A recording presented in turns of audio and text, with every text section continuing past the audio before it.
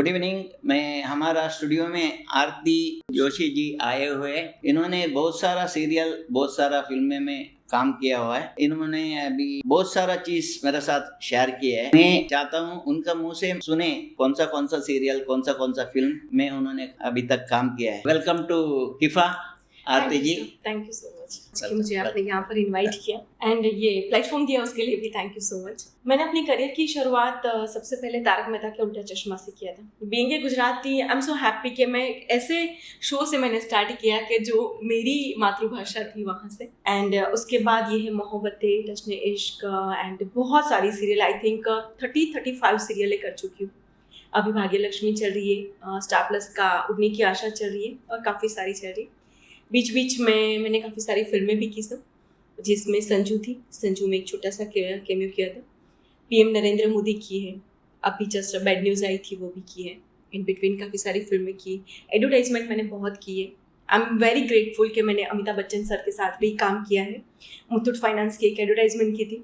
अभी just recently अगर कहूँ तो अमेजॉन प्राइम की एक एड फिल्म की है मैंने, जो अभी जस्ट रिलीज हुई है, जो मैंने बैरूत लेबनान में शूट किया था। बहुत सारे मॉडलिंग असाइनमेंट किए, काफ़ी सारे प्रोजेक्ट किए हैं। आई एम इनफ फॉर्चुनेट कि मुझे बहुत अच्छी तकें मिली है, अच्छा काम करने का मौका मिला है, तो बस कर रहे हैं सर। तो इतना सारा फिल्म, इतना सारा सीरियल करने के बावजूद भी बहुत डाउन टू अर्थ है।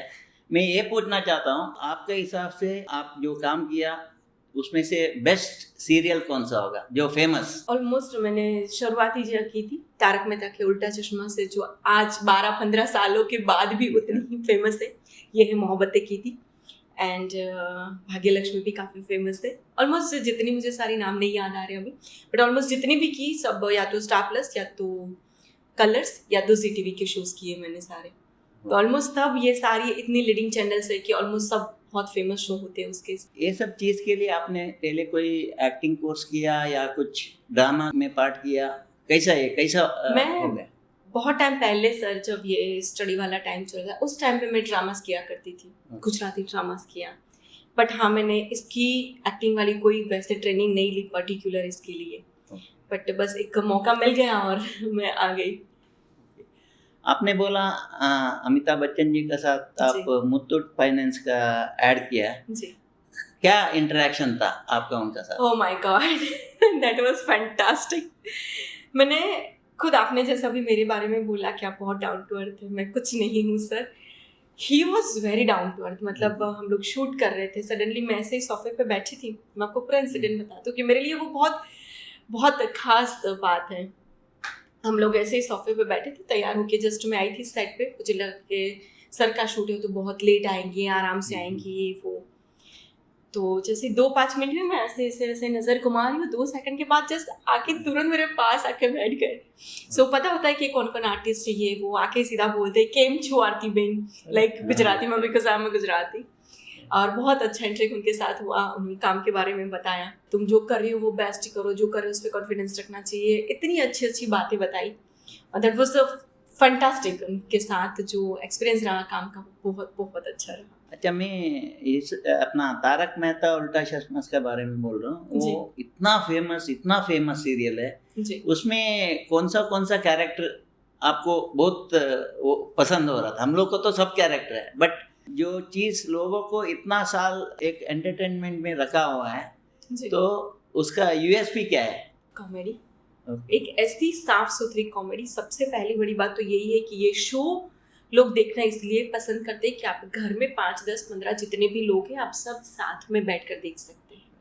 कुछ ना कुछ सीखने को भी मिलता है, और सबसे ज़्यादा आजकल जो हमारी लाइफ में जिसकी कमी है, लाफिंग, वो सबसे ज़्यादा हमें देता है। कुछ ना कुछ बातें ऐसी होती है, जो जेठा भाई की बातें होती बबीता को लेके, या जो बच्चों की शैतानियाँ होती हैं, एक हाउस वाइफ कैसे होती पर्टिकुलर उसमें। एक्चुअली इस तारक मेहता में जो सोसाइटी बताई, उसमें सारे रिलीजन्स के सब फैमिली बताई है, और सब अपने हिसाब से किस तरह से बेस्ट हो सकते हैं, कितना प्यार हो सकता है, कि यूनिटी क्या कुछ नहीं कर सकती, जितनी भी मुसीबत आती हो कितनी साथ मिलकर वो लोग उनसे निपट लेते हैं।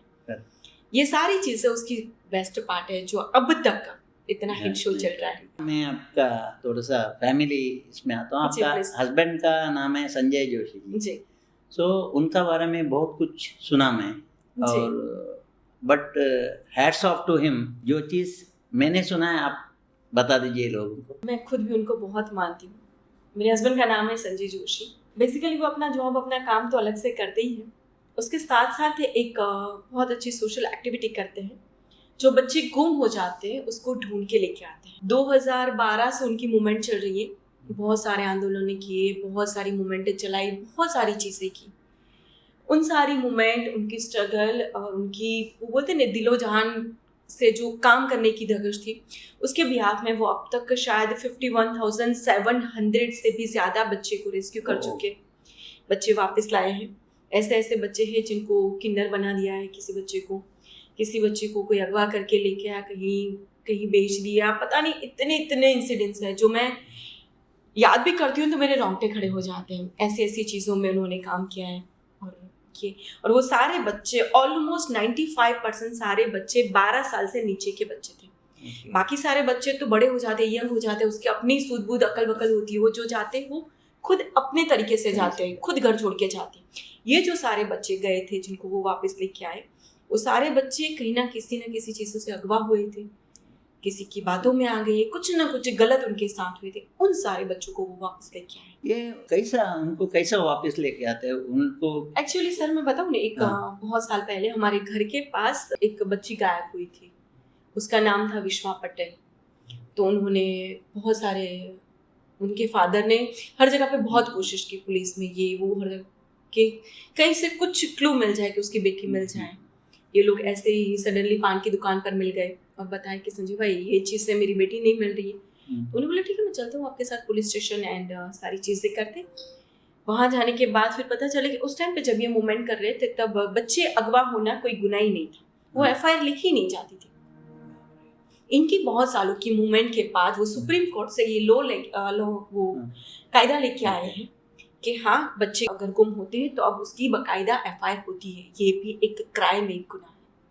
तब तक तो ये भी नहीं होता था, बट इनकी मूवमेंट के बाद अब ये एक कानून आ चुका है। तो उनकी कोशिश के बाद फिर वो जब गए तो पता चला कि इतने सारे बच्चे, वो जब आप किसी फील्ड में जाते हैं, किसी सब्जेक्ट का आप ओपन करते हो तो उसके बहुत सारे पहलू खुलते हैं। ऐसे ही उनको पता चला कि इतने सारे बच्चे गायब हो रखे, इतना कुछ था कि कुछ नहीं। और ये ऐसी चीज़ें कि कभी बाहर आई ही नहीं, चीज़ें तब बाहर नहीं आई थी। फिर इनकी मूवमेंट के बाद ये सारी चीज़ें खुली और ये सारी चीज़ें। अच्छा, वो बच्चे को आप वापस लेके आता है, फिर उनको क्या? बच्चे वापस लेके आते हैं सबसे पहले जो तो पुलिस स्टेशन में, अगर अब तो FIR बाकायदा लिखी जाती है तो पुलिस स्टेशन के में उनको बाकायदा हैंड ओवर करते हैं, उनके पेरेंट्स के पास, पुलिस के पास, को हैंड ओवर कर देते हैं। ये बहुत अच्छा काम है। ये छोटे छोटे बच्चे लोग को कैसा लेके जाके कितना उनका उसमें क्या, उन लोग में क्या बीतता होगा। It's really great thing. आपका हस्बैंड को हम सैल्यूट करना चाहते हैं। मैं तो बहुत मोटा शायद उनकी स्टोरी के अकॉर्डिंग शायद मैंने 2 लाइन ही बोली होंगी। कभी मैं डेफिनेटली, मुझे मौका मिला तो मैं उनको आपके स्टूडियो ले आऊंगी, आप जरूर उनसे बात करिएगा।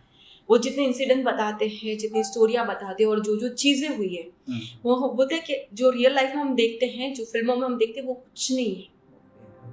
चीज़ें बहुत गलत तरीके से होती है और बहुत ज़्यादा होती है।